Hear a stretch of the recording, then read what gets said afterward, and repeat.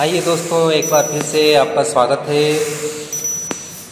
मेरे YouTube channel study with MG में। और हम जो अध्ययन कर रहे थे राजनीति विज्ञान कक्षा 12 की पाठ्य पुस्तक से, और आज का जो हमारा टॉपिक है, अध्याय है हमारा नियोजन और विकास नीति आयोग से संबंधित हमारा आज का टॉपिक है। और वीडियो शुरू करने से पहले आप सबसे रिक्वेस्ट है, आप मेरे इस चैनल स्टडी विद एमजी को सब्सक्राइब करें और ज़्यादा से ज़्यादा इसको लाइक और शेयर करें।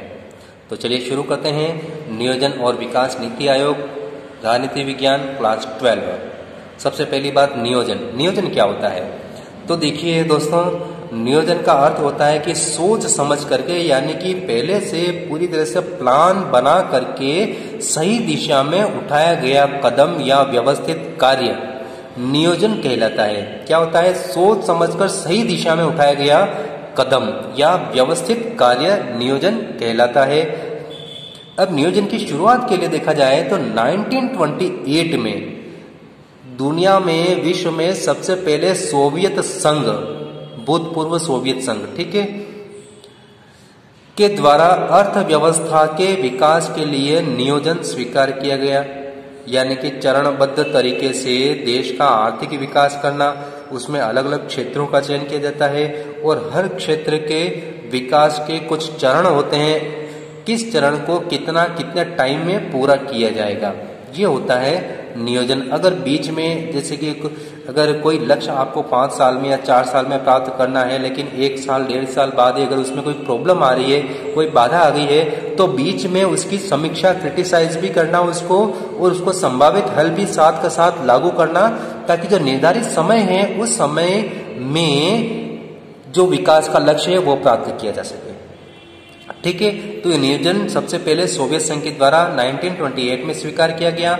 अब नियोजन में होता क्या है कि राष्ट्रों के द्वारा अपनी वर्तमान क्षमता, यानी किसी भी देश के राज्य के जो वर्तमान जो उसकी क्षमता है, ठीक है ना, और भविष्य में क्या आवश्यकता है, इन दोनों चीजों को ध्यान में रख करके विद्यमान आर्थिक और सामाजिक समस्याओं, गरीबी, बेरोजगारी, आर्थिक विषमता, औद्योगिक विकास, सूचना प्रौद्योगिकी को गति देने हेतु आर्थिक नियोजन आवश्यक होता है।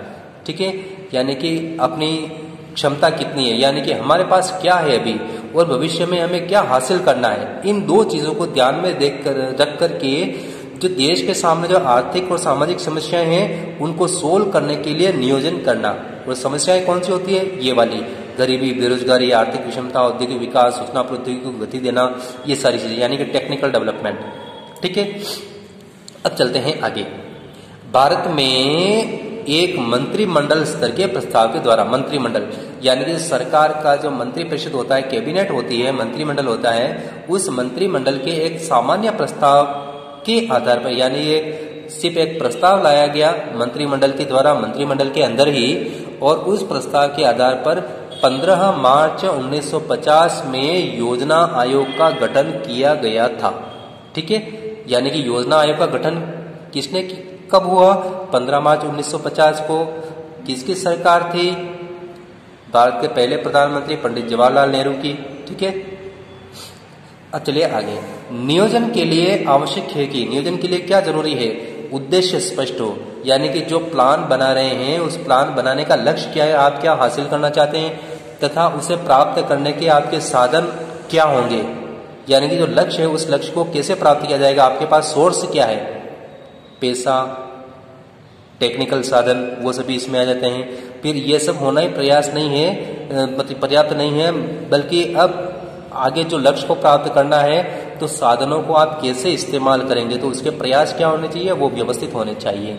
ठीक है, और साथ ही एक टाइम पीरियड होना चाहिए कि इस टाइम पीरियड में हमें यह लक्ष्य प्राप्त करना है।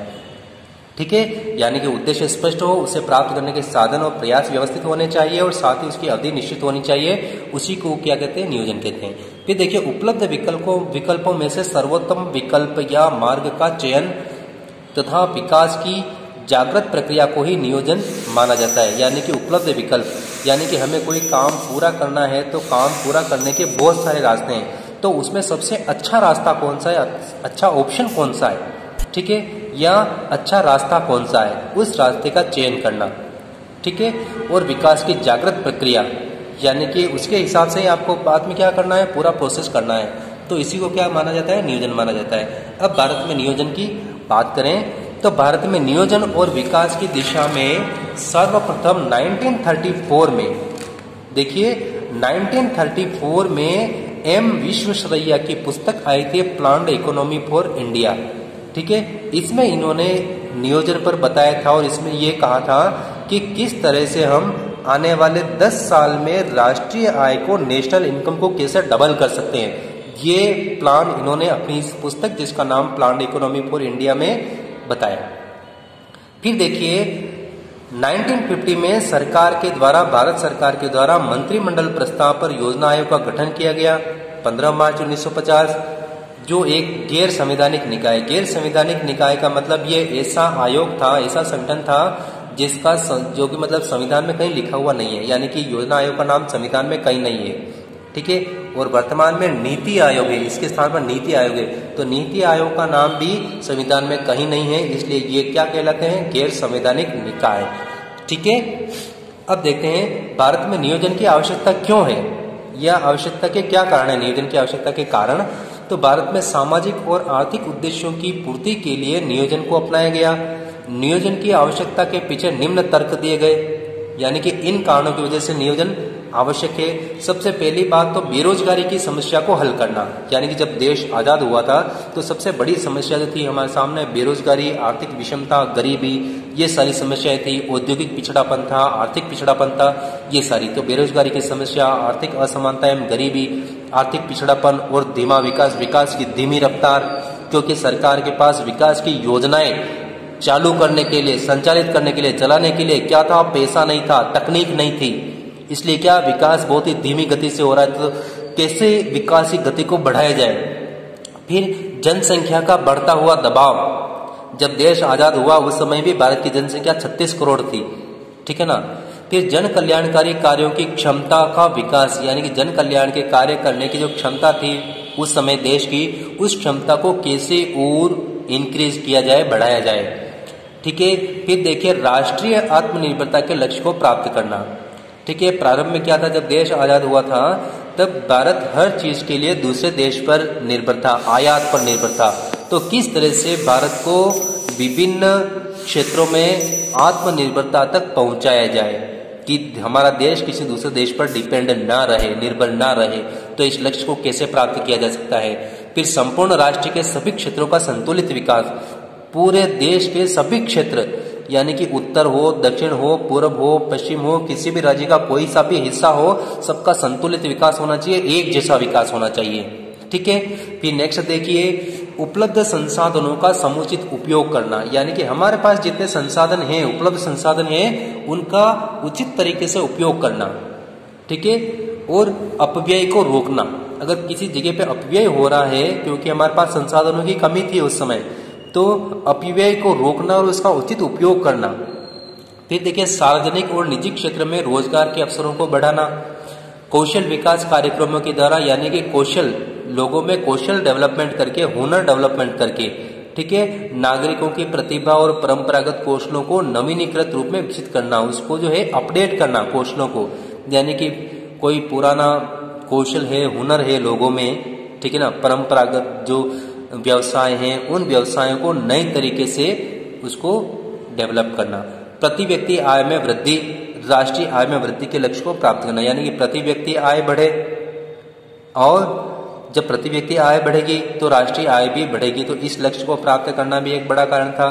फिर देखिए सत्ताधारी जो दल है, यानी कि जो भी पार्टी चुनाव होते हैं, चुनावों के दौरान जनता के सामने कुछ वादे करती है, ठीक है ना, कि हम जीतने के बाद आपके लिए ये करेंगे या वो करेंगे, तो वो जो वादे करते हैं उन वादों को पूरा करना, तो उन वादों को पूरा करने के लिए भी नियोजन जरूरी है, ठीक है ना। जैसे कि हम रोजगार की व्यवस्था करेंगे भाई, तो रोजगार की व्यवस्था आप कैसे करोगे, तो वो चीज भी इसमें आती है।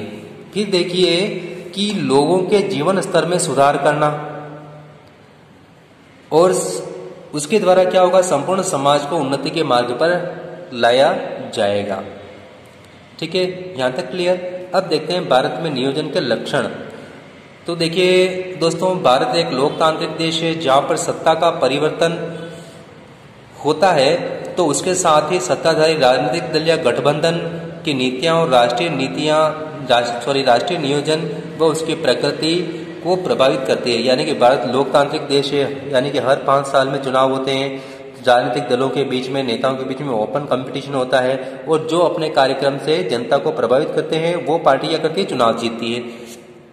तो अगर सरकार बदलती है, ठीक है, जैसे पहले कांग्रेस की सरकार फिर बीजेपी की सरकार आ जाती है, तो अगर सरकार बदलती है तो उनकी क्या होती है, उनकी पॉलिसीज भी बदल जाती है। ठीक है, बहुत सारी सरकारें क्या करती है कि पुरानी सरकार ने जो नीति चला रखी, योजना चला रखी, तो उसको बंद कर देती है या उसको बदल देती है।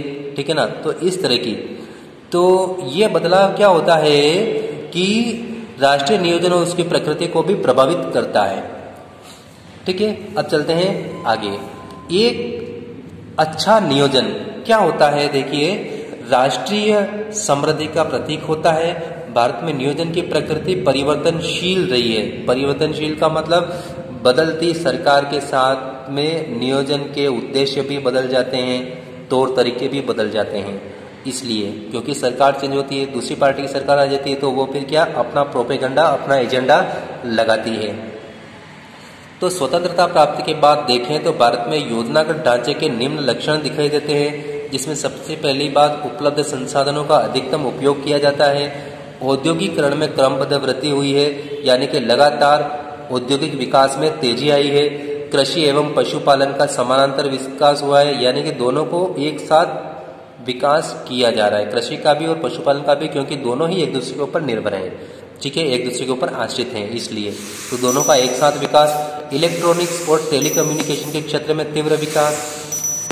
नौकरशाही की कार्य प्रणाली में पारदर्शिता लाना, तो इसके लिए जो सूचना का अधिकार कानून लागू किया गया है, ताकि नौकरशाही की कार्य प्रणाली में क्या है, पारदर्शिता आए, उसको जवाबदेह बनाया जाए। फिर शिक्षा के क्षेत्र में आधुनिकीकरण किया जा रहा है और उसका प्रसार किया जा रहा है। तो इसके क्षेत्र में देखें तो जब भारत आजाद हुआ था तो सिर्फ 15% जनता साक्षर थी। अब शिक्षा का आधुनिकीकरण और उसका प्रसार किया गया तो आज लगभग 75% से ज्यादा जनता आज साक्षर है, तो साक्षरता का प्रतिशत भी बढ़ाया गया है।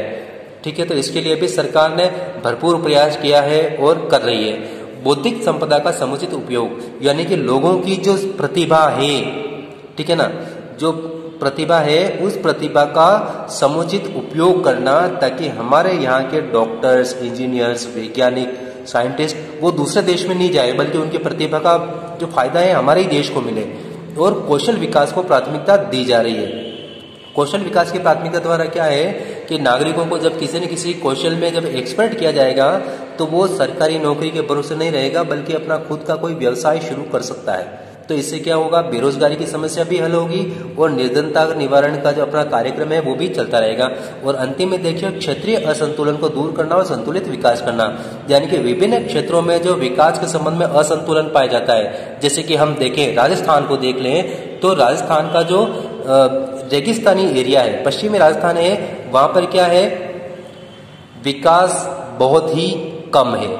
इसीलिए क्या होता है कि वहां पर न तो उद्योग धंधे हैं ज्यादा, ना फैक्ट्रियां हैं, कारखाना है। जबकि जयपुर, कोटा का क्षेत्र को देखा जाए तो यहाँ का औद्योगिक विकास बहुत ही तेज गति से हुआ है।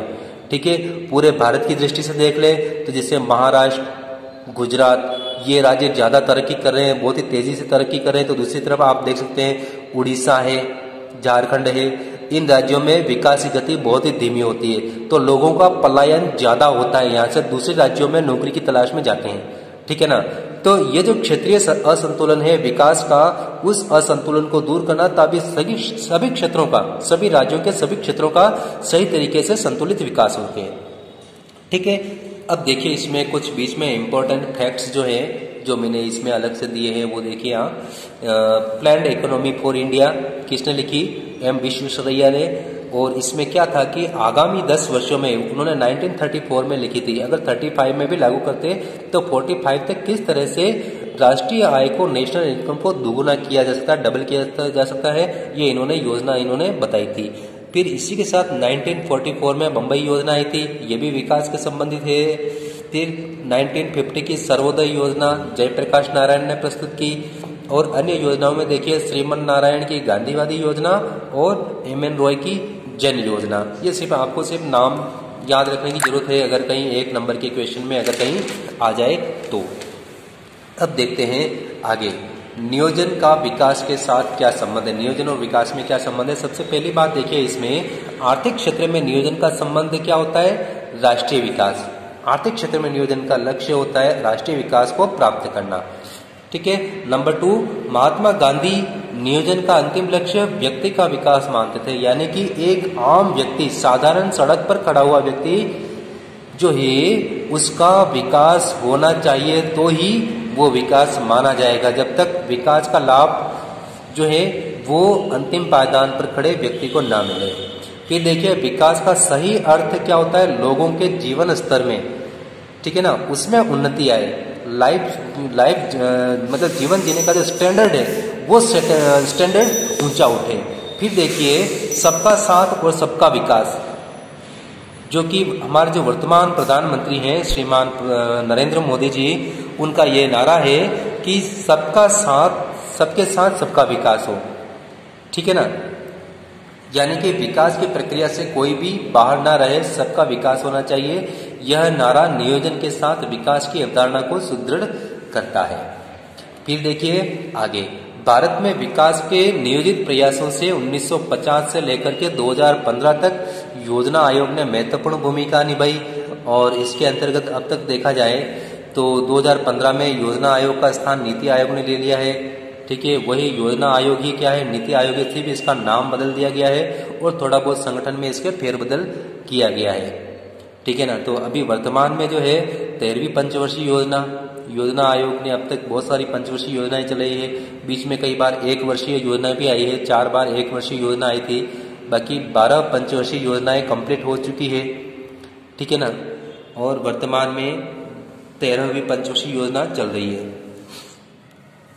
फिर देख, अब बात करते हैं नीति आयोग की। नीति आयोग क्या होता है, तो नीति आयोग का जो पूरा नाम है national institute for transforming India, यानी कि राष्ट्रीय भारत परिवर्तन संस्थान, इसी को शॉर्ट में नीति आयोग कहा जाता है। इसका गठन कब हुआ, 1 जनवरी 2015 को योजना आयोग के स्थान पर नीति आयोग का गठन हुआ। और किसने किया, भारत सरकार ने किया। नीति आयोग सरकार के द्वारा थिंक टैंक के बारे में, थिंक टैंक के रूप में, यानी कि ये क्या करता है, योजना बनाता है, सोचता है, योजना बनाता है, और सरकार का काम क्या है, फिर सरकार का काम होता है उस योजना के अनुसार कार्य करना। ठीक है, तो कार्य करते हुए निर्देशात्मक और नीतिगत गतिशीलता प्रदान करना, ये इसका कार्य है नीति आयोग का, कि वो सरकार के थिंक टैंक के रूप में कार्य करे।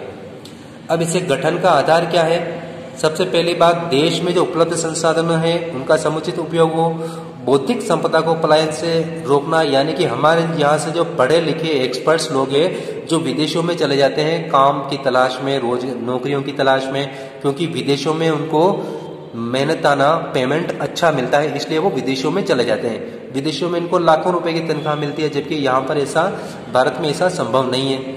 ठीक है ना, तो इस बौद्धिक संपदा के पलायन को रोकना। फिर विकास में राज्यों की सक्रिय भूमिका सुनिश्चित करना, यानी कि विकास में सभी राज्य बढ़ चढ़कर अपनी भूमिका निभाएं, ताकि सभी राज्यों का एक जैसा विकास हो, संतुलित विकास हो। फिर देखिए, राष्ट्रीय विकास हेतु केंद्र और राज्य के मध्य सहकारी संघवाद को बढ़ाना। सहकारिता का मतलब क्या है वो आपको पता होगा, सभी 2 या 2 से ज्यादा लोग किसी लक्ष्य को प्राप्त करने के लिए मिलकर के प्रयास करते हैं, तो वो क्या कहलाता है, सहकारिता कहलाता है। तो इसमें क्या होता है कि सभी राज्य मिलकर के किसी एक लक्ष्य को प्राप्त करें और केंद्र भी उनके साथ में रहेगा, यानी कि सेंट्रल गवर्नमेंट भी उसके साथ में रहेगी।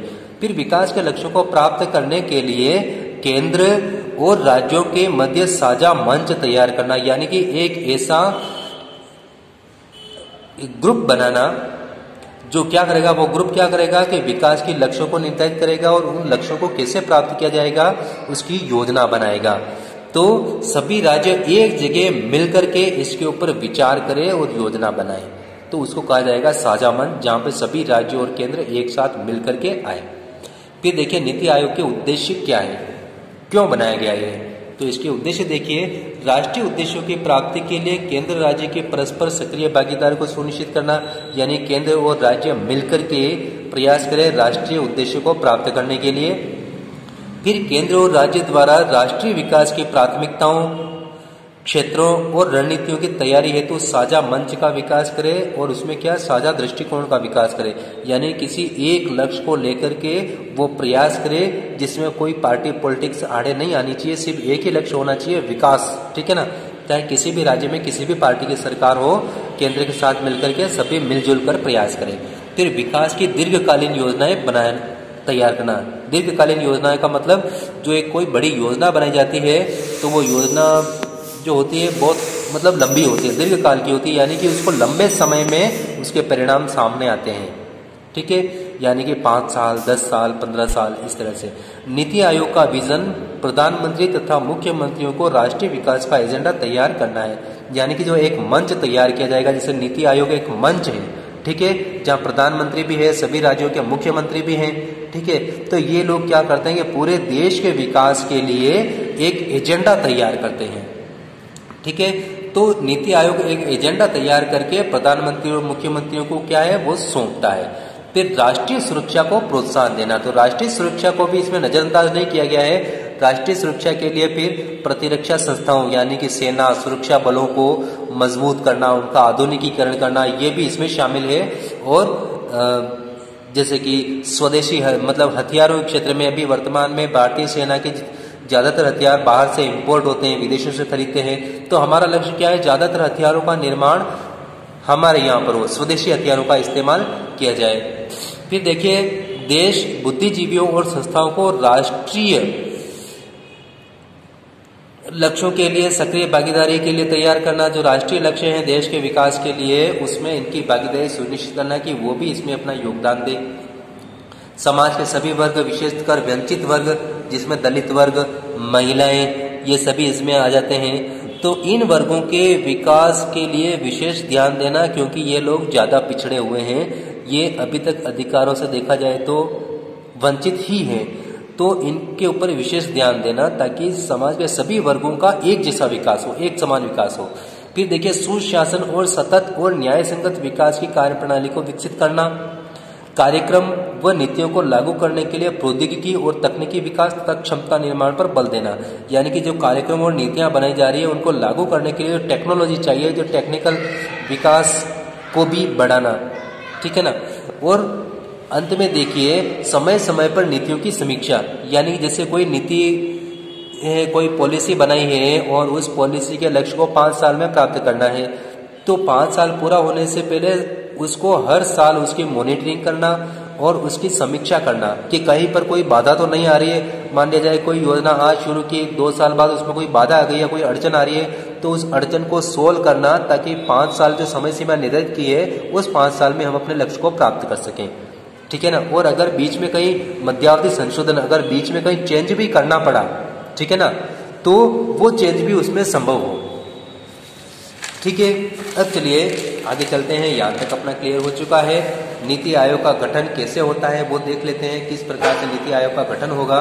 उसमें देखिए, नीति आयोग का अध्यक्ष होता है प्रधानमंत्री। ठीक है, प्रधानमंत्री इसके अध्यक्ष होते हैं। फिर सदस्य, अब इससे नीति अध्यक्ष हो गए। अब सदस्यों की बात करें तो सदस्यों में देखिए गवर्निंग काउंसिल होती है, या जिसको गवर्निंग परिषद कहा जाता है। ठीक है, इसमें कौन होते हैं, राज्यों के मुख्यमंत्री होते हैं, प्लस जैसे भारत में भी वर्तमान में 28 राज्य हैं तो 28 राज्यों के 28 मुख्यमंत्री हो गए, प्लस 2 वर्तमान में 3 संघ शासित प्रदेश ऐसे हैं जहाँ पे विधानसभा है। जैसे जम्मू कश्मीर पहले राज्य था, अब उसको क्या बना दिया गया है, संघ शासित। तो उसमें जम्मू कश्मीर की अपनी विधानसभा है, फिर पौंडीचेरी की है और दिल्ली की है। ठीक है, इन 3 राज्यों की विधानसभा है संघीय क्षेत्रों की, तो इनके मुख्यमंत्री शामिल होंगे, तथा संघीय प्रदेशों के जो संघ शासित प्रदेश हैं उनके उपराज्यपाल इसमें शामिल होंगे। तो ये इसके क्या होंगे, मेंबर्स होंगे, सदस्य होंगे। इसके अलावा क्षेत्रीय परिषदें भी इसमें आती है। क्षेत्रीय परिषदों में देखिए, 1 से अधिक राज्यों को प्रभावित करने वाले विषयों पर विचार करने के लिए क्षेत्रीय परिषदों का गठन किया जाता है। यानी कि कोई भी ऐसा विवाद हो गया या कोई ऐसी योजना भी हो गई जो 2 या 3 राज्यों ने मिलकर के शुरू की, ठीक है ना, तो जब तक उनका कार्यक्रम पूरा नहीं हो जाता है 2-3 राज्यों का, ठीक है ना, तब तक वो परिषद बनी रहती है। ठीक है, फिर क्षेत्रीय परिषदें प्रधानमंत्री के निर्देश पर कार्य करेगी। यानी कि गाइडलाइन में कार्य करेगी। इसकी अध्यक्षता कौन करेगा? क्षेत्रीय परिषदों की नीति आयोग का उपाध्यक्ष करेगा, या फिर कोई ऐसा व्यक्ति जिसको प्रधानमंत्री अपॉइंट करे उसके लिए अध्यक्ष के पद पर। इनके अलावा इसमें मनोनीत सदस्य होते हैं। मनोनीत सदस्य कौन होते हैं? जो विविध क्षेत्रों के जो एक्सपर्ट लोग होते हैं, ठीक है ना, एक्सपर्ट लोग, उनकी इसमें नियुक्ति की जाती है, ठीक है। और इनके अलावा इसमें होते हैं, देखो, पूर्णकालिक सदस्यों की बात करें जो पूरे समय के लिए इसमें रहते हैं, नीति आयोग में रहते हैं संगठन में, जिसमें एक तो उपाध्यक्ष होता है जो प्रधानमंत्री द्वारा नियुक्त किया जाता है। पूर्णकालिक सदस्य होंगे इसमें 2, आंशिक सदस्य किसी चीज पर, किसी योजना पर विचार करने के लिए थोड़े समय के लिए इनको बुलाया जाता है, तो ये 2 तो इसमें एक्सपर्ट्स होंगे अलग अलग क्षेत्रों के। फिर पदेन सदस्य होंगे, केंद्रीय मंत्रिपरिषद के सदस्य होंगे 4, ठीक है। और जो नियुक्त होंगे प्रधानमंत्री के द्वारा, यानी कि सेंट्रल कैबिनेट के 4 लोग इसके सदस्य होंगे। और फिर देखिए मुख्य कार्यकारी अधिकारी होगा इसका, और इसका एक सचिवालय होगा, ठीक है, जहां पर ये सभी लोग बैठेंगे। और वर्तमान जो इसके अध्यक्ष हैं वो देखिए आप, अरविंद पनगड़िया इसके वर्तमान उपाध्यक्ष हैं। स्पेशल फैक्ट्स में देख लेते हैं वापस हम कि स्पेशल फैक्ट्स में देखिए 1952 में पहली पंचवर्षीय योजना लागू हुई। 2017 यानी कि 31 मार्च 2017 तक तो चल रही थी 12वीं पंचवर्षीय योजना। फिर 1 अप्रैल 2017 से 13वीं पंचवर्षीय योजना भी चल रही है। फिर अगस्त 1952 में 6 अगस्त 1952 को राष्ट्रीय विकास परिषद का इसमें गठन किया गया था। ये इसमें कुछ इम्पोर्टेंट इसके फैक्ट्स हैं जो कि ध्यान रखने वाली बात है। अब देखते हैं इसके साथ हमारा ये चैप्टर यहाँ पे फिनिश होता है, और इसके अब कुछ क्वेश्चंस हैं, उन क्वेश्चंस को हम देख लेते हैं। पहला क्वेश्चन, योजना आयोग की स्थापना कब हुई? ठीक है, जो बताया ही है आपको इस चैप्टर में 15 मार्च 1950 को। नीति आयोग की स्थापना कब हुई? वही 1 जनवरी 2015। और इसका पूरा नाम national institute for transforming India, ठीक है। फिर नियोजन किसे कहते हैं और नियोजन का होना क्यों आवश्यक है? प्लान्ड इकोनॉमी फॉर इंडिया के लेखक एम विश्वेश्वरैया। नियोजन के लक्षण बताइए। फिर नियोजन और विकास के बीच में क्या संबंध है वो आपको बताना है। नीति आयोग के उद्देश्य क्या है वो आपको लिखने हैं। नीति आयोग का अध्यक्ष कौन होता है? प्रधानमंत्री होता है, जाहिर है, ठीक है। फिर वर्तमान उपाध्यक्ष कौन है नीति आयोग के? और अंत में राष्ट्रीय विकास परिषद का गठन कब किया गया? ये इसके कुछ प्रश्न हैं जो आपको सोल्व करने होंगे। तो दोस्तों, इसी के साथ हमारा आज का ये टॉपिक समाप्त होता है। जल्दी ही मिलेंगे एक नई वीडियो में, फिर से आपके सामने होंगे। तब तक के लिए हम आपसे इजाज़त चाहते हैं, और एक बार फिर से आपसे रिक्वेस्ट है, आप मेरे इस चैनल को सब्सक्राइब करें और वीडियो को लाइक, शेयर और ज़्यादा से ज़्यादा लाइक और शेयर करें, और सब्सक्राइब करना न भूलें। धन्यवाद।